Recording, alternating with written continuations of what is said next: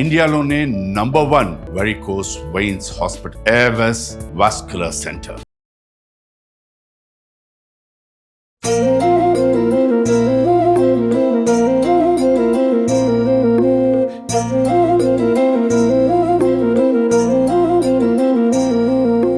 నమస్తే అమ్మా. నమస్తే అమ్మా. దేవి శరన్నవరాత్రులు మొదలవుతున్నాయి కదా, మరి ఈ రోజుల్లో ప్రాముఖ్యత గురించి, అమ్మవారిని ప్రసన్నం చేసుకోవాలంటే ఎలాంటి ఆరాధన మనం అంతా చేయాలి ఒకసారి మాట్లాడుకుందాం. అమ్మవారు ఎందుకు జన్మ తీసుకుందంటే మహిషాసురుడి వల్ల అమ్మవారు జన్మ తీసుకోవాల్సి వచ్చింది భూమి మీద. కాత్యాయన మహర్షి పరాంబ అనే దేవత కోసం బాగా తపస్సు చేశాడు అన్నమాట. ఇంతకు పూర్వం పరాంబ అనే దేవతకు తపస్సు చేసినప్పుడు ఆయన కోరిక ఏంటంటే ఆది పరాశక్తి తనకు పుత్రికగా జన్మించాలి తన గృహంలో అనేది ఆయన యొక్క కోరిక అన్నమాట. ఆయన కోరిక మేరకే ఆది పరాశక్తి కాత్యాయని రూపంలో ఆయనకి పుత్రికగా జన్మిస్తుంది. ఈ మహిషాసురుడి యొక్క ఆగడాలు బాగా పెరిగిపోతూ ఉంటాయి. అప్పుడు అమ్మవారు ఏం చేస్తుంది, చాలా అందమైనటువంటి స్వరూపం, మనోహరమైనటువంటి స్వరూపాన్ని తీసుకుంటుంది. చాలా గ్లామరస్ గా ఉంటుంది దుర్గాదేవి. అప్పుడు అమ్మవారి అసిస్టెంట్స్ ఉంటారు 8 మంది. బ్రాహ్మి, మాహేశ్వరి, కౌమారి, వైష్ణవి, వారాహి, మాహేంద్రి, చాముండ. వాళ్ళు చదువుతారనమాట. అమ్మ, ఒక రాక్షసుని సంహరించడానికి నువ్వెందుకు ఇంత అందమైన రూపాన్ని ధరించావు అని అమ్మవారిని అడుగుతారు. దుష్టులని ఫస్ట్ అందంతో ఆకర్షించాలి, జ్ఞానాన్ని చెప్పాలి వాళ్ళకి. వాళ్ళు వినలేదనుకోండి సంహరించాలి. ఇది దుర్గా యొక్క తత్వం అన్నమాట.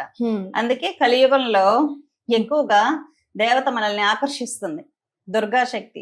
మీరు ఎవరైనా దుర్గా ఉపాసనలు తీసుకున్న వాళ్ళని చూసినట్లయితే వాళ్ళ మొహంలో దైవీ కళ, వశీకరణ శక్తి, ఆకర్షణ శక్తి ఎక్కువగా మీకు కనపడుతూ ఉంటుంది అన్నమాట. వాళ్ళ మొహం కూడా చాలా మనోహరంగా ఉంటుంది. దుర్గా ఉపాసకుల యొక్క మొహం ఆకర్షించే విధంగా ఉంటుంది. ఎందుకంటే ఆ శక్తి యొక్క తత్వం అది. ఆ దుర్గాదేవి మొట్టమొదటగా ఆకర్షించింది మహిషాసురుణ్ణి, అతని యొక్క సేనల్ని, చండముండాసురుల్ని, అతని సేనల్ని ఆకర్షించింది అనమాట. ఆకర్షించినప్పుడు అతను పెళ్లి ప్రతిపాదనని అమ్మవారికి పంపిస్తాడు. నన్ను పెళ్లి చేసుకో అని చెప్పి అతని యొక్క సేనాధిపతులైనటువంటి చండముండాసురుల్ని పంపిస్తారనమాట. అమ్మవారు ఫ్లూట్ వాయిస్తూ మనోహరంగా చాలా అందమైన స్వరూపంలో ఉన్నప్పుడు వాళ్ళు వస్తారు. ఇలా మా గొప్ప రాక్షసుడు ఉన్నాడు, రాక్షసులకు అధిదేవత ఆయన, నువ్వు పెళ్లి చేసుకో అంటే అమ్మవారు 2 తలల్ని నరికి మెల్ల వేసుకుంటుంది అన్నమాట. మెల్ల వేసుకొని ధూమ్రలోచన అనేటటువంటి రాక్షసుడికి చెప్పి పంపుతుంది. ఇలాగా మీ యొక్క గురువుని, మీ రాజుని తీసుకొని రా, ఎవరైతే నన్ను గెలుస్తాడో యుద్ధంలో అతన్ని మాత్రమే నేను వివాహం చేసుకుంటానని చెప్పు అంటే తర్వాత ఆయన అమ్మవారి ప్రతిపాదన తీసుకెళ్లి చెప్తాడనమాట. చెప్తే అప్పుడు వస్తాడు మహిషాసురుడు. మహిషాసురుడు ఏంటంటే 9 రోజులు రకరకాల వేరియేషన్స్ తీసుకుంటాడు యుద్ధంలో. అందుకే అమ్మ కూడా 9 రూపాయలు తీసుకుంటుంది అన్నమాట. అమ్మవారు మహాకాళి స్వరూపం. అమ్మవారు కూడా 9 వేరియేషన్స్ తీసుకుంటుంది, రకరకాల ఆయుధాలు ధరిస్తుంది అన్నమాట. ముఖ్యంగా అమ్మవారు యుద్ధం చేసేటప్పుడు మొట్టమొదటిగా తీసుకున్నటువంటి అవతారమే బాలా త్రిపుర సుందరి అంటాం, శైలపుత్రి దేవి అంటాం, శైలపుత్రి దుర్గా అంటాం. ఈ దుర్గాదేవి హిమవంతుని యొక్క కుమార్తెగా భూమి మీద ఉన్నటువంటి కైలాసం అని మనం ఏదైతే కైలాస పర్వతాలు అని అంటామో, హిమాలయ పర్వతాల్లో అక్కడ అమ్మవారు జన్మ తీసుకుందన్నమాట.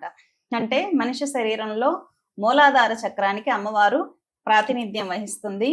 ఈ అమ్మవారికి ఇష్టమైనది ఏంటంటే కట్టె పొంగలి. ఈ అమ్మవారికి చాలా ఇష్టమైనటువంటిది.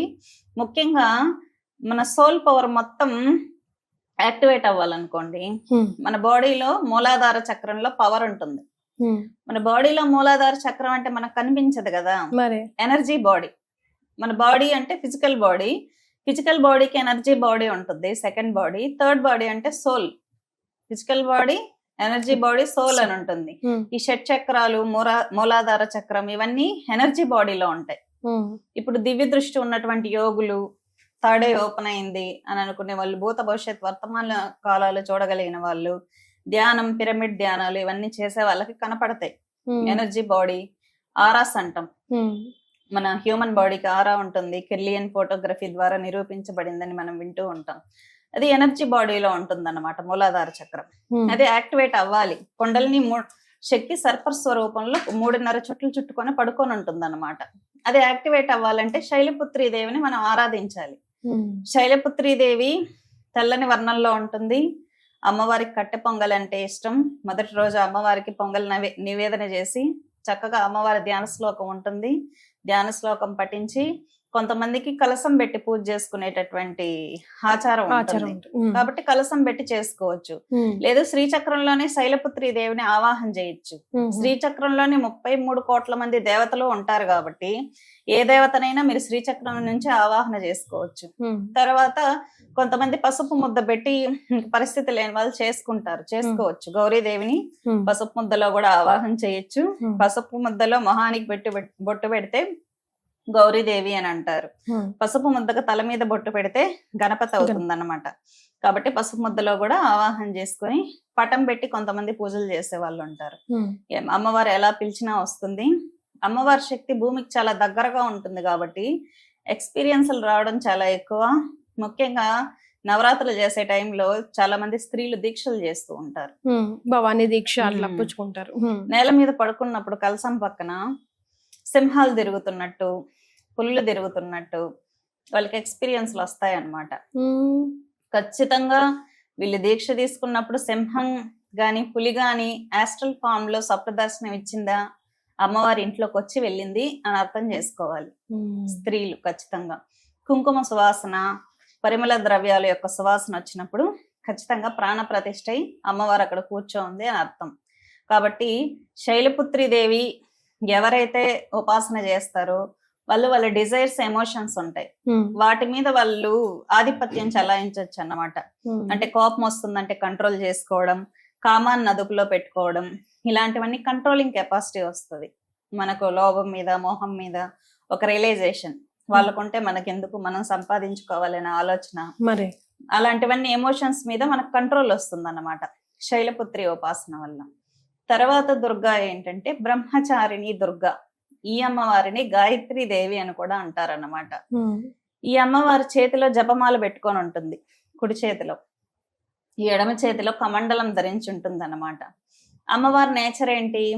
భూమి మీద జన్మ తీసుకున్నాక ఆమె నిత్య శివ కుటుంబిని అంటే అమ్మవారు బై బర్త్ తీసుకుంటేనే శివుడు కావాలి అనే డిజైర్ అమ్మవారి తత్వం అన్నమాట. స్వామివారి కోసం అమ్మవారు జపం చేస్తుంది, స్వామివారిని భర్తగా పొందడం కోసం. ఎంత తీవ్రంగా జపం చేస్తుందంటే అమ్మవారు శరీరం మొత్తం శుష్కించుకుపోతుంది అన్నమాట. శుష్కించుకుపోయి జపం చేసి కొద్ది రోజులకు ఆ భోజనం మానేస్తుంది, నీళ్లు మానేస్తుంది. తర్వాత పత్రాలు తింటుంది అన్నమాట. పత్రాలు తిని జపం చేస్తుంది. అందుకే అమ్మవారిని అపర్ణ అంటారు. ఎందుకంటే పత్రాలు తిని శివుడి కోసం తపస్సు చేసింది కాబట్టి అపర్ణ అంటారు అన్నమాట. అప్పుడు శివుడు టెస్ట్ చేద్దామని వృద్ధ బ్రాహ్మణ వేషంలో అక్కడికి వెళ్తాడు, అమ్మవారిని టెస్ట్ చేద్దామని. చాలా ట్రై చేస్తాడు అన్నమాట. ఎందుకు నీకు, ఆయన ఏదో చర్మం చుట్టుకొని ఉంటాడు, భస్మం పోసుకొని ఉంటాడు, శ్మశానాల్లో తిరుగుతూ ఉంటాడు, ఆయన నీకెందుకు, నన్ను పెళ్లి చేసుకో అని చెప్పి డైవర్ట్ చేస్తాడు అన్నమాట. అమ్మవారు శపించాలని ఒక్కసారి పైన నుంచి కిందకి చూసినప్పుడు ఆయన శివుడు అన్న విషయం ఆమెకు అర్థమైపోతుంది. అర్థమైపోయి తర్వాత ప్రతిపాదన తన తల్లిదండ్రుల దగ్గరికి తీసుకెళ్తుంది అన్నమాట. అమ్మవారు ఆ విధంగా అంత గొప్పగా తపస్సు చేసింది కాబట్టి బ్రహ్మాది దేవతలందరూ కూడా అమ్మవారిని చూసి, అమ్మ ఇంత గొప్ప తపస్సు ఇంతకు ముందు ఎవరూ చేయలేరు, ఇక చేయబోరు కూడా, కాబట్టి అమ్మవారిని ఉమా అనే పేరుతో కీర్తించారన్నమాట. కాబట్టి అమ్మవారి తత్వం చాలా గొప్పది. బ్రహ్మచారిణి దుర్గా అంటే ఏంటంటే బాల్య దశ దాటాక స్త్రీలకు గాని పురుషులకు గాని రకరకాల ఎమోషన్స్ వస్తాయి. హార్మోనల్ ఇన్బ్యాలెన్స్ వల్ల డిజైర్స్ కలుగుతాయి. కామం కలగడం కానీ, మోహం కలగడం కానీ, కొన్ని రకాల డీవియేషన్స్, డైవర్షన్స్ ఉంటాయి. ఇటువంటి స్టూడెంట్స్ ఏంటంటే వాళ్ళ ఎమోషన్స్ ని కంట్రోల్లో పెట్టుకొని చదువుకోవాలి కదా, డైవర్ట్ అవ్వకూడదు. ఇటువంటి స్టూడెంట్స్ చేతంతా 2వ రోజు దీక్ష చేయిస్తే, పూజ చేయిస్తే చాలా మంచిది. ఎందుకంటే వీళ్ళు డైవర్ట్ కాకుండా మంచిగా ఎడ్యుకేషన్ లో ముందుకెళ్తారు. గాయత్రి దేవి యొక్క అనుగ్రహం కలుగుతుంది కాబట్టి ఈ అమ్మవారికి స్టూడెంట్స్ అందరూ కాలేజీలలో గాని, యంగ్స్టర్స్ స్కూల్స్లలో గాని అందరూ హ్యాపీగా పుస్తకాలు, పెన్నులు అమ్మవారి ముందు ఉంచి చక్కగా పూజ నిర్వహించుకోవడం ద్వారా వాళ్ళు మంచి మంచి జాబ్స్ కి వెళ్ళేటటువంటి అవకాశాలు ఉన్నాయి. మంచి స్కిల్ పొందే అవకాశం ఉంటుంది. అమ్మవారు అయితే వచ్చే ఎగ్జామ్స్ రాయదు, మరి జ్ఞానాన్ని ఇస్తుంది, మంచిగా మెంటల్ ఇంటెలిజెన్స్ ఇస్తుంది. అమ్మవారు ఇచ్చేది ఏంటంటే ఒక సబ్జెక్ట్ చదివినప్పుడు అది అర్థమయ్యేటటువంటి విజ్ఞానాన్ని ఇస్తుంది. ఇప్పుడు ఒక సబ్జెక్ట్ ఒక కాన్సెప్ట్ మనకు బాగా అర్థమైంది అనుకోండి, దాని మీద మనం ఎంత కంటెంట్ అయినా రాయగలం, మరి మెంటల్ ఇంటెలిజెన్స్ ప్రాపర్ గా ఉందంటే. బట్టి కొట్టి చదివారు అనుకోండి, నెక్స్ట్ ఇయర్ కి మర్చిపోతారు కదా సబ్జెక్ట్ అంతా. కాబట్టి అటువంటి జ్ఞానాన్ని ఇచ్చే దేవత గాయత్రి దేవి. ఈ అమ్మవారిని బ్రహ్మచారిణి అంటారు. శివుడికి చాలా ఇష్టమైనటువంటి స్వరూపం. ఆయన ఉమా అని ముద్దుగా పిలుచుకుంటారు అనమాట అమ్మవారిని, బ్రహ్మచారిణి దేవిని. కాబట్టి మన ఎమోషన్స్ అన్ని మన కంట్రోల్లో ఉంచుకొని మన జీవితంలో టార్గెట్ మనం రీచ్ అవ్వాలంటే ఈ అమ్మవారికి బాగా ఉపాసన చేయాలి. ఈ అమ్మవారికి పులిహోర అంటే చాలా ఇష్టం. పులిహోర నైవేద్యం చేసేటటువంటి ఎవరైనా దీక్షలు చేసే వాళ్ళు ఉంటే కింద చాపేసుకుని పిల్లో వేసుకోకుండా పడుకోవచ్చు. ఓకే, కాకుండా ఒంటి పూట భోజనం చేయాలన్నమాట ఈ 9 రోజులు. 9 రోజులు అమ్మవారికి ఏదైతే ప్రసాదం నివేదన చేస్తామో అమ్మవారి కళ్ళతో ఒకసారి ఇలా చూస్తుంది. చూసినప్పుడు కాస్మిక్ పవర్ అనేది అబ్జర్వ్ చేసుకుంటుంది ఆ ప్రసాదం డిఫరెంట్ టేస్ట్ వస్తుంది. మీరు విజయవాడ కనకదుర్గ అమ్మవారి పులిహోర తినండి, ఆ టేస్ట్ మీకు ఇంకెక్కడ రాదన్నమాట. తిరుమల లడ్డు టేస్ట్ ఇంకే లడ్డుకు రాదు. కాబట్టి అది కాస్మిక్ పవర్ అలాంటిది. కాబట్టి ఆ పులిహోర టేస్ట్ మారుంటుంది. అప్పుడు మీరు అమ్మవారు వచ్చి వెళ్ళింది అని అర్థం చేసుకోవచ్చు. తర్వాత 3వ అవతారం చంద్రగంట అవతారం. ఎందుకంటే అమ్మవారి తల మీద గంట రూపంలో ఉంటాడు చంద్రుడు. చంద్రగంట అవతారం. అమ్మవారు ఇలా గంట కొట్టిందంటే చాలు, రాక్షసులు గంట సౌండ్ కి చనిపోతారన్నమాట. దుష్ట శక్తులన్నీ పారిపోతాయి. అందుకే మనం గంట ఇంట్లో కొట్టేటప్పుడు ఎందుకు కొడతామంటే ఆ కాన్సెప్ట్ ఏంటంటే నెగిటివ్ ఫోర్సెస్ ఉంటే బయటకు వెళ్ళిపోతాయి అన్నమాట. పాజిటివ్ ఎనర్జీని అబ్జర్వ్ చేసుకుంటుంది. అందుకే గుడిలో గాని మనం ఇంట్లో గాని గంట అనేది ఎందుకు కొడతామంటే రాక్షసులు, ఏదైనా రాక్షస శక్తులు నెగిటివ్ ఫోర్సెస్ ఉంటే బయటకు వెళ్ళిపోవాలి అని. ఈ అమ్మవారి స్వరూపం దుష్ట శక్తుల్ని సంహరిస్తుంది. చాలా అందమైన స్వరూపం కూడా. ఈ స్వరూపంలోనే చంద్రశేఖరుణ్ణి పెళ్లి చేసుకుంటుంది అన్నమాట అమ్మవారు. ఫస్ట్ పెళ్లికి ఒప్పుకుంటుంది హిమవంతుని భార్య. అమ్మవారు పెళ్లి చేసుకోవాలి శివుణ్ణి అనుకున్నప్పుడు ఒప్పుకుంటుంది. ఆయన్ని చూడలేదన్నమాట ఆమె, చూడకుండానే. శివుడు ఏం చేస్తాడు, భూత ప్రేత పిశాచ గణాలను వేసుకొని వస్తాడు అనమాట. డాన్స్ వేసుకుంటూ విభూతి చల్లుకుంటూ వచ్చేసరికి పార్వతీదేవి తల్లి కళ్ళు తిరిగి పడిపోతుంది. అయ్యో, ఇలాంటి ఆయనక నేను నా పిల్లని ఇవ్వాలనుకున్నాను, కుదరదంటే కుదరదు పెళ్లికి అనేస్తుంది. అప్పుడు అమ్మవారికి బాగా టెన్షన్ వస్తుంది అన్నమాట. సరే, మధ్యలో అన్నను ప్రార్థిస్తుంది, మహావిష్ణువుని. అప్పుడు ఆయన దిగుతారు.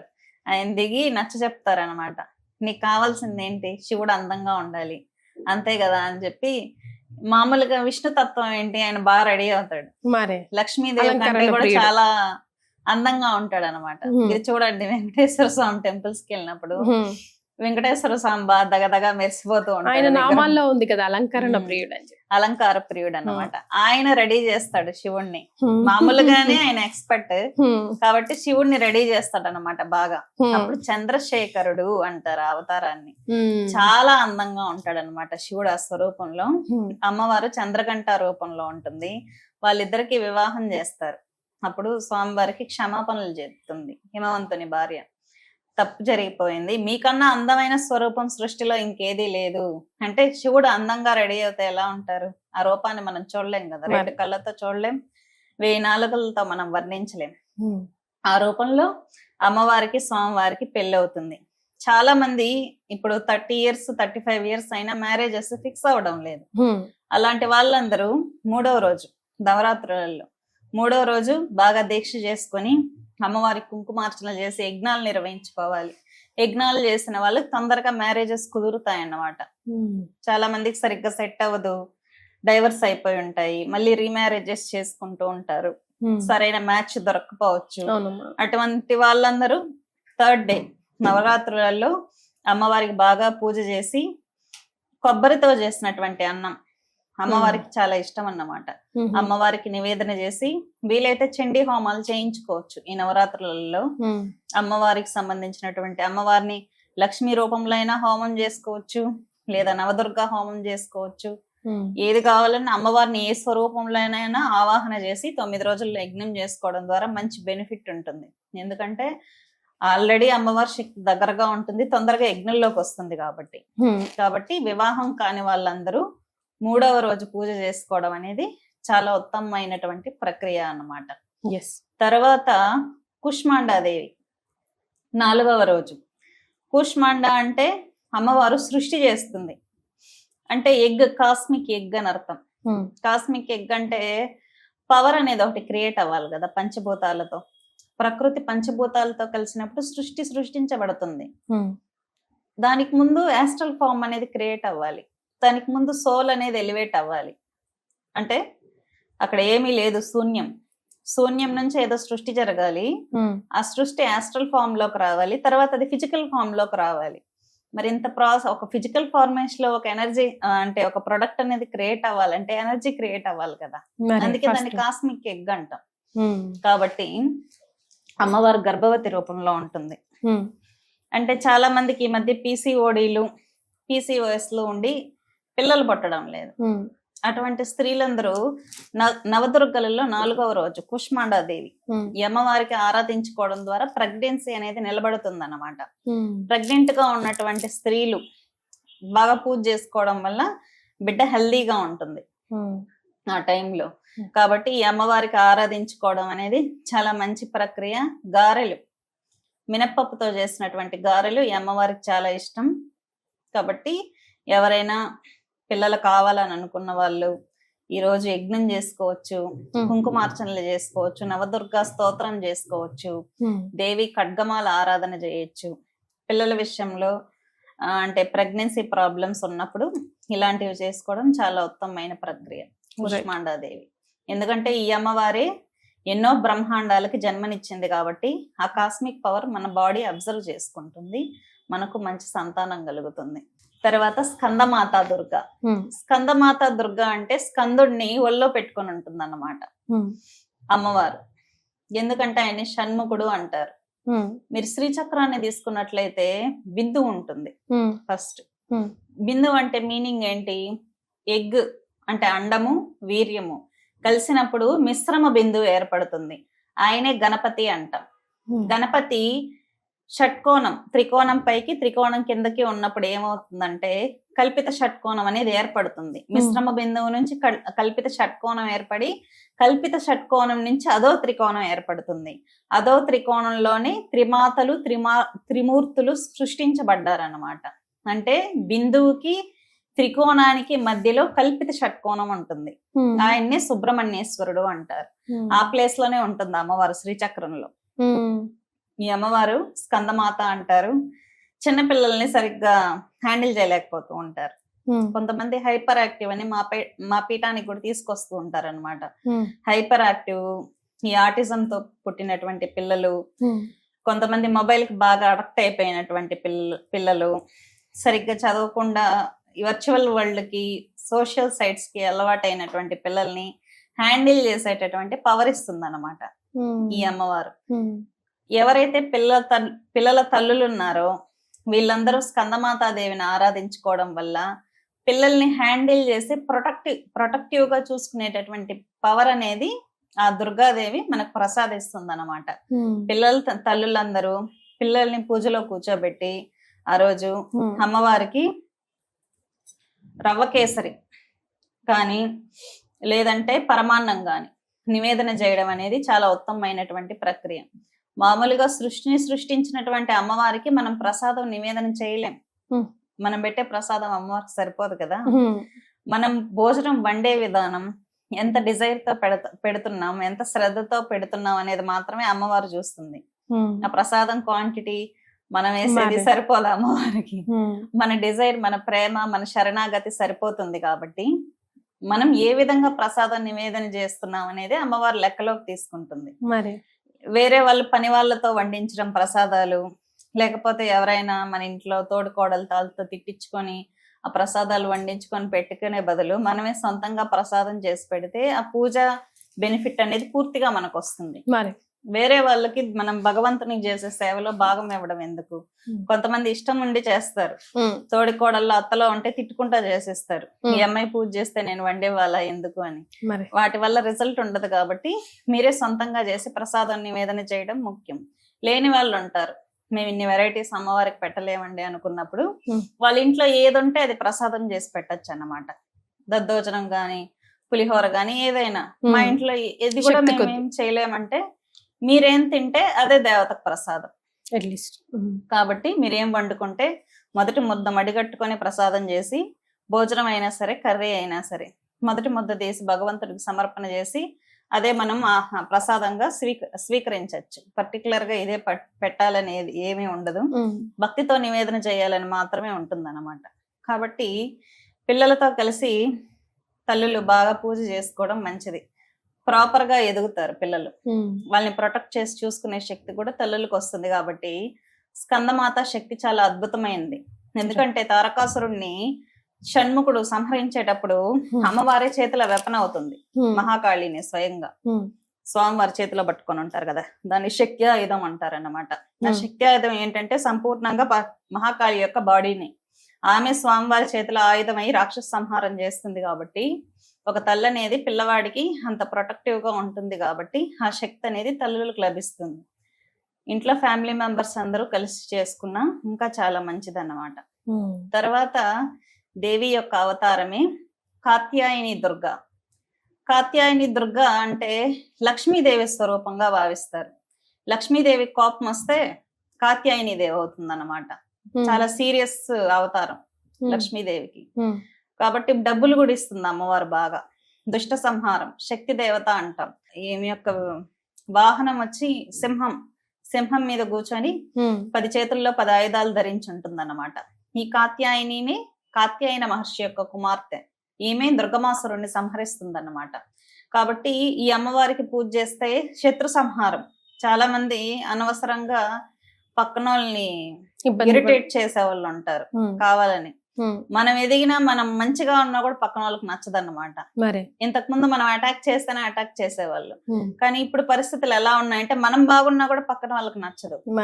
అటువంటి వాళ్ళు ఉంటారు. కొంతమంది కావాలని కోర్టు కేసులలో ఇరికిస్తూ ఉంటారు, కావాలని కేసులు ఫైల్ చేయడం, లేకపోతే మన పర్సనల్ విషయాల్లో జోక్యం చేసుకొని ఇష్టం వచ్చినట్టు మాట్లాడడం, హెరాస్మెంట్, లేడీస్ అయితే హెరాస్ చేయడం, ఇటువంటి వాళ్ళు ఎక్కువ ఈ మధ్య. వీళ్ళ నుంచి మనం ప్రొటెక్టివ్ గా ఉండాలి అనుకున్నప్పుడు కాత్యాయని దుర్గకి మనం ఉపాసన చేయాలన్నమాట. అమ్మవారు లక్ష్మీదేవి స్వరూపమే. లక్ష్మి ఏ రూపంలో ఉంటుందంటే శత్రువుని సంహరించి డబ్బుని మనకి తీసుకొచ్చేటటువంటి స్వరూపంలో ఉంటుంది కాత్యాయని దుర్గ. చాలా మంది డబ్బులు ఇచ్చి మోసపోతారు, చాలా మంది డబ్బులు వడ్డీలకి ఇచ్చి మోసపోతూ ఉంటారు, షూరిటీ సంతకాలు పెట్టి మోసపోతూ ఉంటారు అన్నమాట. ఫైనాన్స్లలో వీళ్ళు షూరిటీ పెడుతూ ఇరుక్కుంటారు అనవసరంగా, వీళ్ళకి సంబంధం లేని ఫైనాన్షియల్ మ్యాటర్స్ లో. డబ్బు వల్ల వచ్చే సమస్యలు, డబ్బుల వల్ల వచ్చిన వైరము, ఆస్తి విషయాల్లో ఉన్నటువంటి తగాదాలు, వీటి నుంచి బయటపడాలంటే కాత్యాయని దుర్గకి మనం ఉపాసన చేయాలి. డబ్బులు చిరిగిపోయాయి, లేదు మా స్థలాన్ని కబ్జా చేసేసారు, ఇటువంటి సమస్యలు అన్నీ ఉంటాయి. క్యాష్ ఇష్యూస్, ప్రాపర్టీ ఇష్యూస్, ఇవన్నీ క్లియర్ చేసి మన ప్రాపర్టీని మనకు తీసుకొస్తుంది ఈ అమ్మవారు. కాబట్టి ఈ సమస్యలు ఉన్న వాళ్ళు కాత్యాయని దుర్గకి ఆ రోజు నవదుర్గా హోమం చేసుకుంటే ఫైనాన్షియల్ ఇష్యూస్ అన్ని క్లియర్ అవుతాయి. తర్వాత దుర్గ కాత్యాయని తర్వాత అమ్మవారు కాళరాత్రి. కాళరాత్రి అమ్మవారు నాకు చాలా ఇష్టం అన్నమాట. అమ్మవారు గాడిద వాహనం మీద ఉంటుంది, చేతిలో వజ్రాయుధాన్ని ధరించి ఉంటుంది, వరద అభయ హస్తాలను ధరించి ఉంటుంది, జుట్టు మాత్రం చల్లా చెదురుగా ఉంటది, నాలుక బయట వేసుకొని ముదురు రంగులో ఉంటుంది అమ్మవారు. ఈ అమ్మవారి యొక్క స్పెషాలిటీ ఏంటంటే శత్రువుల్ని దారుణంగా చీల్చి చెండాడుతుంది అన్నమాట. కొంతమంది ఉంటారు ఇంట్లో నుంచి కోడళ్ళని హెరాస్ చేసి బయటికి తోసేయడం, ఇంట్లో భర్తలు లేడీస్ ని తీవ్రమైన హింసలు పెట్టడం, కొట్టడం, తిట్టడం, మామలు హెరాస్ చేయడం, ఇటువంటి వాళ్ళు ఉంటారు. జీవితాంతం టార్చర్ పెట్టడం, అంటే దాన్ని వదిలించుకోలేము, అలా క్లియర్ చేసుకోలేము. ఇలాంటి మొండి సమస్యలు ఉంటాయి. లైఫ్ లాంగ్ హెరాస్మెంట్లు చూస్తున్నాం. ఈ కర్మ మాకు వదలడం లేదు, ఇంకా పూర్తిగా మన పాప కర్మలన్నీ దగ్ధం అయితే గాని మనకి శాంతి లభించదు, మొండి బాకీలు ఉన్నాయి తీర్చేసుకోవాలి, ఇంకా టూ మచ్ హెరాస్మెంట్ మేము భరించలేము అనుకున్న వాళ్ళందరూ కాళరాత్రి దుర్గకు ఉపాసన చేయాలి. ఎందుకంటే కాళరాత్రి దుర్గ అంటే అగ్నిస్వరూపం, విద్యుత్ శక్తి. మామూలుగా ఫైర్ అంటే కాల్ చేస్తుంది, ఎలక్ట్రిసిటీ అంటే స్పీడ్ గా పాస్ అవుతుంది. ఎలక్ట్రిసిటీ ఫైర్ రెండు కలిస్తే ఏమవుతాయి, అలాగా స్పీడ్ గా మన పాపాలన్నీ కాల్చేస్తుంది అనమాట. మన పాపాలన్నీ తొందరగా కాలిపోతే మన శరీరం పవిత్రం అయిపోతుంది. పవిత్రమైనప్పుడు సూపర్ న్యాచురల్ పవర్స్ పొందడానికి బాడీ అనేది సిద్ధం అవుతుంది. మనం ఈ దేవత ఎందుకు ఉపాసన చేయాలి అంటే ఇంకా తట్టుకోలేము, మేము దీన్ని భరించలేము, ఎలా చేయాలి అనేటటువంటి వాళ్ళందరూ ఈ దేవతకి ఉపాసన చేయొచ్చు. ఈ అమ్మవారికి ఏంటంటే పరమాన్నం ఇష్టం. ఈ అమ్మవారికి ఉపాసన ఏంటంటే మనం ఆల్రెడీ ప్రతిష్ఠ చేసుకొని ఉంటాం ఇంట్లో. 8 రోజులు ప్రతిష్ఠ చేసుకున్నటువంటి కలసం ఉంటుంది, శ్రీచక్రం ఉంటుంది, అమ్మవారికి సంబంధించినటువంటి ధ్యాన శ్లోకము ఉంటుంది, నవదుర్గా స్తోత్రం చేసి కాళరాత్రి దుర్గా మంత్రం కూడా ఉంటుంది. మీరు దీక్ష ఆల్రెడీ ఉన్న వాళ్ళైతే మంత్ర జపం చేసుకోవచ్చు, లేదైతే నవదుర్గలకు సంబంధించినటువంటి అష్టోత్తర శతనామ స్తోత్రం ఉంటుంది, దుర్గాదేవికి దకారాది స్తోత్రాలు ఉంటాయి, లేదంటే ఖడ్గమాల, అమ్మవారికి సంబంధించినటువంటి త్రిశతి ఉంటుంది. అష్టోత్తరాలు చేస్తే మామూలుగా డబ్బులు వస్తాయి. కవచం చేస్తే మనం ప్రొటెక్టివ్ లేయర్ లోకి వెళ్తాం. దిగ్బంధన మంత్రాలు ఉంటాయి, దిగ్బంధన మంత్రం చేస్తే నెగిటివ్ ఫోర్సెస్ మనలోకి ఎంటర్ అవ్వవు అన్నమాట. కాబట్టి అమ్మవారికి సంబంధించినటువంటి అనేక దశల్లో మంత్రాలు ఉన్నాయి కాబట్టి అమ్మవారిది కవచం ఉంటుంది, కాళరాత్రి కవచం. కాళరాత్రి కవచం ఎవరైతే పారాయణం చేస్తారో వారికి యాక్సిడెంట్లు అవ్వవు, మెయిన్ యాక్సిడెంట్లు అవ్వవు, వేరే వాళ్ళ దగ్గర నుంచి హెరాస్మెంట్స్ దగ్గర నుంచి మనం దూరంగా ఉంటాం అన్నమాట.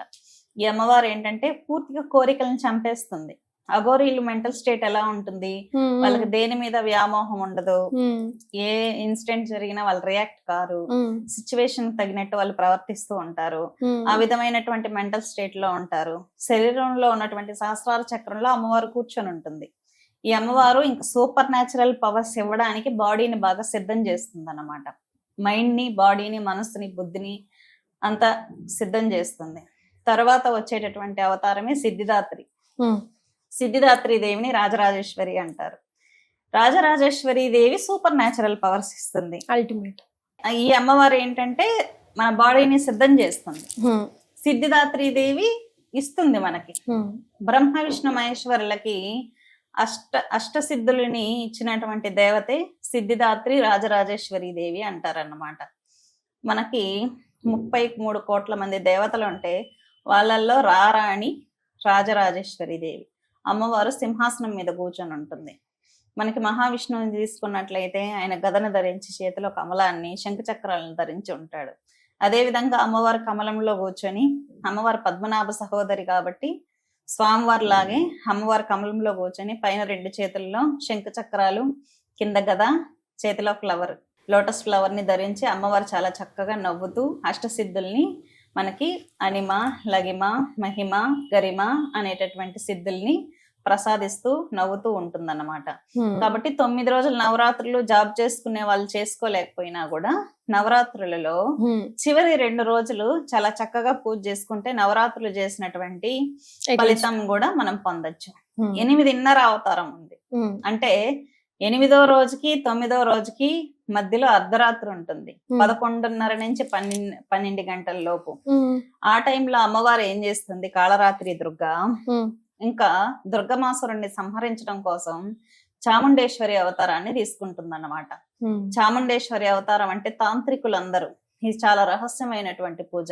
8వ రోజు అర్ధరాత్రి 11:30 స్టార్ట్ చేస్తే 12:30 మధ్యలో చాముండేశ్వరి చేతిలో 2 కత్తులు తీసుకొని భీకరంగా యుద్ధం చేస్తూ ఉంటుంది. తాంత్రికులందరూ ఆ సమయంలో కీలకమైనటువంటి చాముండాకాళి ఉపాసన చేస్తారు, చాముండాకాళి హోమం అనేది చేస్తారన్నమాట. ఇంకా వీళ్ళు శత్రువులు మనల్ని వదలరు, జీవితాంతం మనల్ని పట్టి పీడిస్తారు అనుకునే వాళ్ళు, దీర్ఘకాలికమైనటువంటి రోగాలు, ఈ షుగరు, బీపీ, థైరాయిడ్ ఇలాంటి ఇంకా మనల్ని వదలవు, సంవత్సరాల కొద్దీ మనల్ని వేధిస్తాయి హెల్త్ ప్రాబ్లమ్స్ అనుకున్న వాళ్ళు 8వ రోజు అర్ధరాత్రి 11 గంటల నుంచి 12:30 లోపు చాముండేశ్వరి దేవి ఆరాధన ఒకటి ఉంటుంది. ఆరాధన చేసి పడుకుంటారన్నమాట. తాంత్రికులకి చాలా కీలకమైనటువంటి టైం అది, చాముండేశ్వరి ఆరాధన. ఆమెనే చాముండా కాళి అంటారు. ఆమె భీకరంగా యుద్ధం చేసి రాక్షసుని యొక్క తలలో మెడలో వేసుకొని రాజరాజేశ్వరి దేవికి సమర్పిస్తుంది అన్నమాట. అమ్మవారు మెచ్చుకొని చాముండా కాళిని ఆశీర్వదించి, నువ్వు భీకరంగా యుద్ధం చేశావు కాబట్టి నిన్ను చాముండా కాళిగా, చాముండేశ్వరిగా నువ్వు మంచి పేరు పొందుతావు లోకంలో అని అమ్మవారు వరాన్ని ఇస్తుంది అన్నమాట. అప్పటి నుంచి అమ్మవారు చాముండేశ్వరిగా మనకి దర్శనం ఇస్తూ ఉంటుంది. ఈ అమ్మవారికి మాత్రం అర్ధరాత్రి చేసేటటువంటి పూజ చాలా విశేషంగా అమోఘంగా ఉంటుంది. మరుసటి రోజు ఈసారి దశమి అనేది 2 రోజులు వచ్చింది, 11 రోజులు వచ్చింది, 11 రోజులు వచ్చింది దసరా. కాబట్టి ఈ 9 రోజుల్లో ఏ స్త్రీ అయితే ఖచ్చితంగా బ్రహ్మచర్యం పాటిస్తూ ఏకభుక్తం చేస్తూ, తర్వాత ఫోన్ ఎక్కువ చూడకూడదు. కళ్ళల్లో పవర్ ఉంటుంది, చాలా మందికి తెలియదు. తాంత్రికులు ఏంటంటే, మీరు కామాఖ్య అటువంటి ప్లేసెస్ వెళ్ళినప్పుడు తాంత్రికుల కళ్ళలో ఎప్పుడు కళ్ళు పెట్టి చూడకూడదు. కళ్ళతో హిప్నటైజ్ చేస్తారు. బాడీలో ఉండే కాస్మిక్ పవర్ ని వాళ్ళు రిసీవ్ చేసుకుంటారు అన్నమాట. మీలో పాజిటివ్ ఎనర్జీ ఉందనుకోండి, కళ్ళ నుంచి లాగేయచ్చు. అందుకే కళ్ళల్లో కళ్ళు పెట్టి చూడకూడదు అన్నమాట. తాంత్రికల కళ్ళల్లో ఎనర్జీ మనం రీగెయిన్ చేసుకోవాలంటే జపం చేసుకోవాలి మళ్ళీ. కాబట్టి ఏంటంటే అమృత కళలు ఉంటాయి మన కళ్ళల్లో, శక్తి అనేది దాగి ఉంటుంది. కాబట్టి ఎక్కువగా ఫోన్ చూడకూడదు. అల్ట్రా వైలెట్ రేస్ అనేది మన కాస్మిక్ పవర్ ని అపోజ్ చేస్తుంది. మన బాడీలో ఉండే పాజిటివ్ ఎనర్జీ అంతా నశించిపోతుంది అన్నమాట. అందుకే మీకు అయ్యప్ప దీక్షలు చేసేటప్పుడు, దుర్గా దీక్షలు చేసేటప్పుడు ఎక్కువ ఫోన్ చూడకండి అంటుంటారు. ఎందుకంటే ఆ పూజా బెనిఫిట్ అనేది మనం పూర్తిగా పొందాలి కాబట్టి 9 రోజులు ఫోన్ అవాయిడ్ చేయడం అనేది చాలా మంచిది. స్వయం పాకం అనేది మనమే వండుకొని మనమే తినాలి. ఎందుకంటే ఎవరైనా మనకు వంట చేస్తారనుకోండి, మన తల్లి మనకు ప్రేమగా భోజనం వడ్డిస్తుంది. మంచి పాజిటివ్ వైబ్ తో పాజిటివ్ గా ఉంటుంది మన తల్లి. వేరే వాళ్ళు వంట చేశారనుకోండి, అందరూ అలా ఉండాలని లేదు. వేరే వాళ్ళు వంట చేసిన, హోటల్స్ లో వంట చేసిన ఫుడ్ లో ఏంటంటే వాళ్ళ మైండ్ ఉంటుంది. వాళ్ళు తిట్టుకుంటా వండింది, వాళ్ళ ఆలోచనలు, వాళ్ళ చెయ్యి, వాళ్ళ ఆరా, ఇవన్నీ నిజంగా విలువ కడతాయండి. ఖచ్చితంగా మూఢనమ్మకాలు కాదు. ఆ ఫుడ్ మీద ఇన్ఫ్లుయెన్స్ అవుతుంది. ఇప్పుడు మీకు హలాల్ అని చేస్తారు. మన బలి ప్రక్రియ వేరు, హలాల్ వేరు. హలాల్ అంటే ఏంటి? మెల్లగా చంపడం. తని కోసి చంపడం వల్ల ఏమవుతుంది? ఒక మనిషిని కోసి చంపితే ఏమవుతుంది? వాళ్ళ చంచలమైనటువంటి బాధతో, కోపంతో చనిపోతారు కదా, ఆ మాంసంలో ఉండిపోతుంది. ఇదంతా పైశాచికత్వం అంటారు. హలాల్ చేసినటువంటి మాంసం తింటే మనిషికి పైశాచికత్వం వస్తుంది అనమాట. పైశాచికత్వం అంటే ఏంటంటే బాగా క్రైమ్ చేయాలనేటటువంటి ఆలోచనలు వస్తాయి. కాబట్టి మనం అలాంటి ఫుడ్ స్వీకరించకూడదు. బలి అనేది ఏంటంటే పశుగాయత్రి మంత్రం చెవులో చెప్పి ఒక్కసారిగా వేటగా వేస్తున్నప్పుడు ఆ జంతువులో ఉన్నటువంటి ఆత్మ దివ్యలోకాలకు వెళ్ళిపోతుంది అనమాట. బలి ప్రక్రియలో పశుగాయత్రి మంత్రం ఉంటుంది. దానికి నొప్పి లేకుండా బలి ఇచ్చేటటువంటి ప్రక్రియలో ఉంటాయి. కాబట్టి ఏంటంటే ఫుడ్ మీద ఆ జంతువు ఎలా చనిపోయింది, ఇప్పుడు చేపలు కూడా ఉంటాయి. చేపలు చనిపోయేటప్పుడు కరెంట్ పెట్టి చంపేస్తూ ఉంటారు వాటర్ లో. ఆ చేపలు చాలా డిస్టర్బ్ అయి చనిపోతాయి. ఆ ఫుడ్ తిన్నా కూడా మనకి హెల్త్ ప్రాబ్లమ్స్ వస్తాయి. కాబట్టి ఈ మాంసము కొట్టి చంపినప్పుడు అవి భయంతో, బాధతో చనిపోతాయి కదా, అవంతా మాంసంలో ఉంటాయి అన్నమాట. ఆ ఎఫెక్ట్ మనకు ఉంటుంది. ఎవరైనా భోజనం వండినా వాళ్ళ మైండ్ ఎఫెక్ట్ ఆ ఫుడ్ మీద ఉంటుంది. అది తింటే మన ఆరా కూడా డిస్టర్బ్ అయిపోతుంది అన్నమాట. కాబట్టి స్వయం పాకం అనేది ఉత్తమం. మనమే తినాలి, మనమే ప్రసాదం చేసి దేవతకు పెట్టుకోవాలి. ఆ ప్రసాదాన్ని ఎవరికి ఇవ్వకూడదు. మనమే దీక్షలో ఎవరున్నామో మనమే స్వీకరించాలి. ఇంట్లో వాళ్ళకి పెట్టచ్చు. తర్వాత ఏంటంటే మన ఫుడ్ మనమే వండుకోవడం బెస్ట్. ఈ 9 రోజులు వండుకొని మనమే తింటే కనీసం మనకి ఏదైనా పనులు ఆగిపోతే, ఫైనాన్షియల్ ఇష్యూస్ ఉన్నా క్లియర్ అవుతాయి. పూర్తి బెనిఫిట్ మనం పొందాలంటే ఈ విధంగా చేయాలి. చాలా మంది అడుగుతా అంటారు, మేము నవరాత్రులు చేసాం, టెంపుల్స్ కి వెళ్తాం, యజ్ఞాలు చేస్తాం, మాకు రిజల్ట్ ఉండదు అంటూ ఉంటారు. ఎందుకు రిజల్ట్ ఉండదంటే, ఒక బాటిల్ కి హోల్ పెట్టినప్పుడు వాటర్ ఎలా వెళ్ళిపోతుందో, మనం ఎంత జపం చేసినా నియమాలు అనేది మనం పాటించుకోలేదు అనుకోండి, ఈజీగా వెళ్ళిపోతుంది. అందులో ప్రధానంగా చేసే మిస్టేక్స్ ఇవి. ఇంకొక మిస్టేక్ కూడా ఉంది. అమ్మా. ఏంటంటే బ్రహ్మచర్యం పాటించడం. ఉమ్, చాలా మంది మేము బ్రహ్మచర్యం పాటిస్తున్నాం కదా అని చెప్పి మెంటల్ గా ఆలోచిస్తూ ఉంటారు. వేరే అబ్బాయిల గురించి అమ్మాయిల గురించి ఆలోచిస్తూ ఉంటారు. అలాంటప్పుడు కూడా మన ఆరా పొల్యూట్ అవుతుంది అన్నమాట. ఉమ్, కాబట్టి మైండ్ కూడా మనం పవిత్రంగా ఉంచుకోవాలి. బ్రహ్మచర్యం అంటే ఒక అబ్బాయికి ఒక అమ్మాయికి మనం దూరంగా ఉండడం కాదు. వాళ్ళ గురించి ఆలోచించకూడదు, వాటికి సంబంధించినటువంటి అశ్లీల చిత్రాలు చూడకూడదు. మనం పూర్తిగా దైవికమైనటువంటి భావనలో భజనలు గాని, పూజలు గాని, అష్టోత్తరాలు గాని చేస్తూ మనసు బుద్ధి పవిత్రంగా ఉన్నప్పుడే కాస్మిక్ పవర్ ఎంటర్ అవుతుంది. ఉమ్. మనం పవిత్రంగా చీర కట్టుకొని పూజ చేసినంత మాత్రాన శక్తి రాదు. మరి. మన మనసు బుద్ధి కూడా చాలా పవిత్రంగా ఉంటేనే కాస్మిక్ పవర్ అనేది మన ఆరా కనెక్ట్ అవుతుంది. మన బుర్ర బుద్ధి మంచిది కాదు అనుకోండి, అమ్మవారు రాదు. ఉమ్, మన మైండ్ లో ఇంత పొల్యూషన్ ఉంటే అమ్మవారికి మనం ఎలా కనెక్ట్ అవుతాం? మరి. అమ్మవారు ఎంత పవిత్రమైంది. నేను ఒక్కసారి జపం చేసేటప్పుడు అబ్జర్వ్ చేశాను. ఉమ్, అమ్మవారు మన ఆలోచనల్ని గమనిస్తుంది, ఉమ్, మనల్ని చూస్తుంది. ఉమ్, మనం బ్యాడ్ గా ఆలోచిస్తే అమ్మవారు మనల్ని ఎంత తప్పుగా అనుకుంటుంది. అక్కడ అమ్మవారు ఉంది, ప్రతిష్ఠ చేసినప్పుడు కలసంలో అమ్మవారు ఉంది. మనం ఏదైనా తప్పు చేస్తే అమ్మవారు చూస్తుందనే స్పృహతో సీసీటీవీల అండర్లో మనుషులు ఎంత జాగ్రత్తగా ఉంటారు, అమ్మవారు ఉందనే స్పృహతో అదే విధంగా మనం పూజలు చేసుకోవాలి. సో ఒక్క వీడియోలో 9 అవతారాలు, 9 విశిష్టతలు, నైవేద్యాలు, పాటించవలసిన నియమాలు ప్రతి ఒక్కటి కూడా చాలా కులంకుశంగా సుమన్ టీవీ ప్రేక్షకులకి తెలియజేస్తారు.